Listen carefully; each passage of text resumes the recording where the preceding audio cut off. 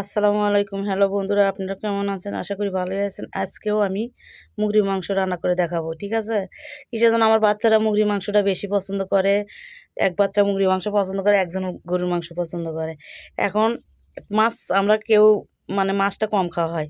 প্রতিদিন ভিডিও দিলে মনে করে যে এক ভিডিও প্রতিদিনই ছাড়ে। ওই জন্যে আমি ভিডিও প্রতিদিন দেই না। এখন কি ভিডিও দেবো এই টেনশনে বাঁচি না যে প্রতিদিন তো ভিডিও ছাড়তেই হয়।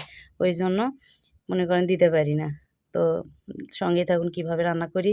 ফুল ফুলভাবে কীভাবে রান্না করে এভাবে আমি পুরো ভিডিও আজকে দেব না। সামান্য একটু ভিডিও দেব, সঙ্গেই থাকুন। মুরগির মাংস আজকেও রান্না করতেছি। সব কিছু দেওয়া দেখাইনি। সেজন্য আমার ঠান্ডা লাগছে, জ্বর, ওই জন্যে কোনো কিছু দেখাতে পারিনি।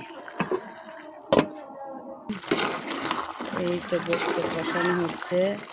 আজকে ফুল ভিডিওটা আমি দিইনি, সেজন্য মাংস প্রতিদিন দিলে প্রতিদিনই মাংসর ভিডিও দিলে বলবো যে মনে হয় কি যে রান্নার ভিডিও প্রতিদিনই দেয় ছেড়ে।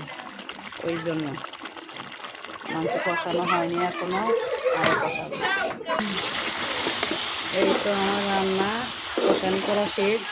মাংস যত কষাবেন ততই স্বাদ লাগবে। তো বেশি করে কষে নেবেন, নিয়ে গরম পানি দিবেন ঝোলের মধ্যে, তাহলে মাংস স্বাদ লাগবে। ব্রয়লার মুরগির গন্ধ যেটা, সেই গন্ধটা থাকবে না। যে কোনো মাংসের গন্ধ যেটা সে থাকবে না।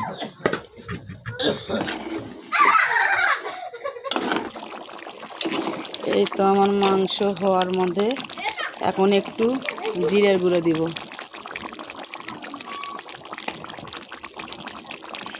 এই তো আমার রান্না হয়ে গেছে। কেমন হয়েছে অবশ্যই কমেন্ট করে জানাবেন। ভালো থাকবেন, সুস্থ থাকবেন। খোদা হাফেজ। আসসালামু আলাইকুম।